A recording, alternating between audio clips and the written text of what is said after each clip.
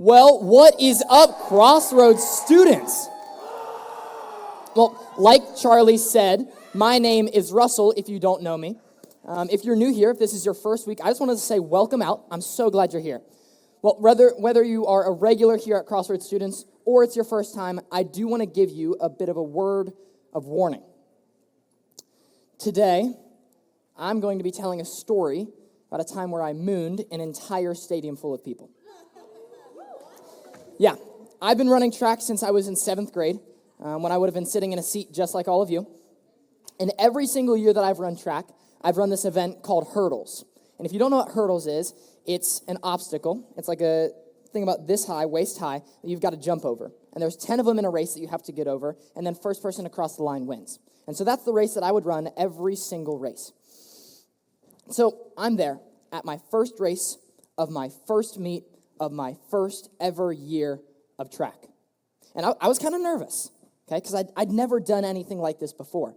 But I'm standing over there, I'm at the starting line, and I'm getting ready, I'm getting warmed up, I'm jumping around, making sure my legs are ready, and I'm getting kind of confident, because I've been practicing by myself, and I've been, getting ready. I've been training, guys. I was ready for this moment. I was going to win this race, because you know what would happen if I won this race?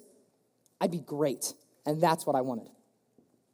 Well, if you've never seen a middle school boys track team before, they are really, really easy to find. You got to look for two things. You got to look for short shorts and really pale thighs. If you find those two things, you have found a middle school boys track team. So I'm over there at the starting line wearing my booty shorts. I'm jumping around. I'm getting ready. And they call my race up to the starting line. And I'm like, okay, this is the moment I've been training for. So I walk up and they're like, you're going to be in lane 5. And I was like, perfect. So I get over in lane 5 and I set my blocks up correctly. And they're like, runners, on your mark. And I get in my marks. And they're like, get set. And I get set. And the gun goes off and I go. And I'm ready. I'm running. And guys, to be honest, I was pulling ahead a little bit. So I get to that first hurdle, and I jump over it, and my leg goes like this, and I get over it. And wouldn't it be great? Because I'm already ahead, so if I get over that first one, then I can get over all the other 9, and I win the race. Like I said, it would make me great. But that's not how it happened. I get my first leg over that first hurdle, and I think I'm clear, and this back leg, it catches on it, and I end up flipping through the air. And those flowy, baggy, bright blue booty shorts fly up, bare butt cheeks, straight to the crowd. But that's not even the end of it. To add insult to injury, they didn't come back down when I landed. And so I got track burn all up my butt cheek. I think I have a scar of it. Who wants to see? Just kidding. I can't show you anyways. I'd probably get fired. I would probably get fired. Well, I tell you that story because I tried to be great by myself. I tried so hard. I practiced by myself. I trained by myself. I wanted to be great, but I did it by myself, and all I got was failure. I actually got different results when I did it the opposite way, when I surrounded myself with people who wanted to be great and with people who already were great. A few years ago, I was in this internship here at Crossroads Students called Influencers. And if you don't know what an influencer is, it's somebody who on a Sunday morning, a high schooler, will come here, serve for all of our services, just wherever they're needed. They just want to be better leaders in the church. And that's exactly what I wanted. I didn't want to just be a better leader, though. I wanted to be a great leader. So I looked at that application, and I was like, wow, we got some good people here. We got some great people. We got people who already are great and people who want to be great. So I applied for the internship, and I got in. And I think it's made me a greater person. It's opened so many opportunities, opened so many doors for me. I've become so much better of a leader. I lead this group of 6th grade boys in the back there after the 3rd service. And it's opened opportunities for me to be standing here on this stage today in front of all you. But don't just take my word for it, though. Here at Crossroads Students, we believe that the Bible is our ultimate source of truth. So back 2,000 years ago, there was this guy named Peter. And all you need to know about Peter was that he was not great by any means. He was a nobody. See, Peter was uneducated, so he didn't go to middle school or high school. He didn't really go to school or do any of that. And he worked as a fisherman, which is kind of the equivalent of working as a McDonald's worker now. He didn't get much respect. So there's one day, Peter is fishing on the water, and Jesus walks up to him, and Jesus just goes, come with me. And Peter goes, okay. Peter didn't have anything better to do. Peter wasn't great. Peter didn't have great things to do. But it actually ended up being one of the greatest decisions Peter has ever made in his entire life. Because Peter chose to follow the man who would save the world. So they end up traveling around the country together, and they pick up a few other people along the way. And if you've been to church before, you've heard them called Jesus and the 12 disciples. And if you don't know who that is, all you need to know is that they are basically the first ever boy band. They were traveling around the country. They had people going crazy about them. They had people going crazy against them. And unfortunately, in the end, they broke up. But that's a story for a different day. And the story I want to focus on is how Peter became great by who he surrounded himself with. So our story starts when Jesus had just performed the miracle of feeding the 5,000, where he fed 5,000 people with 5 loaves of bread and 2 fish. So Jesus is pretty exhausted because he just fed 5,000 people. And so he goes up to a mountain to pray, and all the disciples go to a boat and head out to the water, which is where our story starts. It says this in Matthew. It says, meanwhile, the disciples were in trouble, far away from land, for a strong wind had risen, and they were fighting heavy waves. About 3 o'clock in the morning, Jesus came towards them, walking on the water. When the disciples saw him walking on the water, they were terrified. In their fear, they cried out, "It's a ghost." But Jesus spoke to them at once. "Don't be afraid," he said. "Take courage, I am here." And then Peter called to him, "Lord, if it's really you, tell me to come to you, walking on the water." "Yes, come," Jesus said.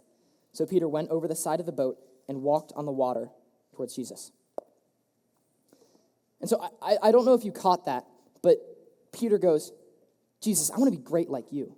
Because last time I checked, walking on water is really something that only great people do. Like Jesus is the GOAT. He's the greatest person to ever walk this earth, and he walked on water. And so Peter's like, "Jesus, I want to be great like you. Let me be near you." But if you're stuck thinking that, okay, well, I just got to be physically around Jesus if I want to be great, I'll never be great. But that's not true. Because long after Jesus sacrificed himself for the mistakes that we've made and left this earth, long after Jesus was walking the earth, Peter was still doing great things. Do you know the name that Jesus gave Peter? It was the rock, the foundation that Jesus would build his church on. See, Jesus chose Peter to do great things, even though Peter was uneducated, even though Peter wasn't respected, even though Peter was a nobody. Jesus chose Peter to do great things. I know in my life, there's a lot of times where I get stuck feeling like Peter. Now, it's not the Peter that's walking on water, and it's not the Peter that was chosen to be the rock and the foundation of the church. A lot of the times, I get stuck feeling like I'm the Peter that's a nobody. I get stuck in my mistakes that I've made. Guys, I made more mistakes today than I'd like to admit. More this week than I'd care to count. And I think we're more similar than you might think. Because I'm not great because I stand on this stage. Guys, we make mistakes. None of us are great. But I'm working towards being great. It's something that I want for myself. I want to be great. Who wants to be great? We got a few. Some people want to be great. But it's something that I've stopped working towards for myself and something that I've let God do through me. I think a lot of the times we get mixed up and we get stuck in our thinking that being great is just the flick of a switch. That one day we'll just wake up, perfect 8 hours of sleep on our first alarm. We'll hop out of bed with a ton of energy. We got no bedhead. We got a perfect outfit picked out, and we did all our homework the night before. And then we go to the bathroom, and we poop, and we wipe, and it's clean. But that's not greatness. See, because tomorrow I'm probably going to wake up after not enough sleep on my 3rd or 4th alarm. I'm going to be tired when I wake up. I'm not going to have the energy to pick out an outfit, and I'm not going to have the time either because I got to do my homework that I missed from today.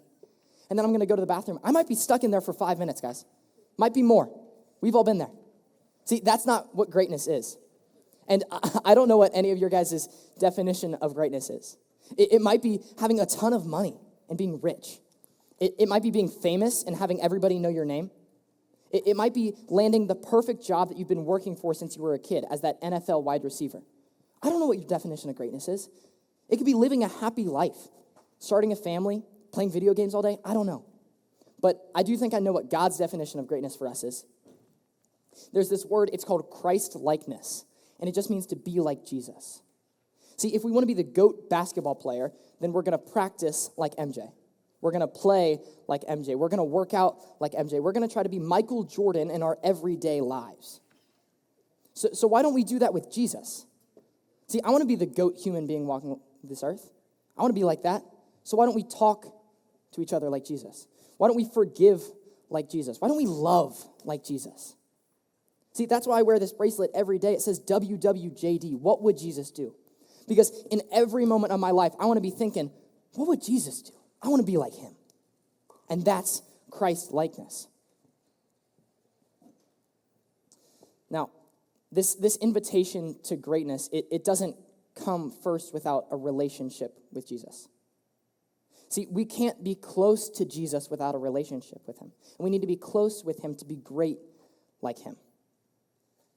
So if you're new here, or if you're not really sure about this whole church thing or this whole Jesus thing, and you're kind of on the fence, then that's great. I'm glad you're here. But I encourage you, talk to your leader after service. Come talk to me after service. If you're really curious, read the Bible. See what it truly says about Jesus. Now, if you're one of the people in here who has a relationship with Jesus, then I hope with everything in me that you accept that invitation to be great and to live like Jesus every day. Let's be great together. I'm going to pray. God, I thank you for every single person in this room, for every chair that's being sat in right now. God, I thank you that you sent your son to die for us, for the mistakes that we've made, so that we can have a relationship with you, so that we can be close with you, and so that we can be great like you. God, I thank you for the opportunities you've given all of us in this room. God, I hope and I pray we can be great this week. Amen. All right, we are going to go to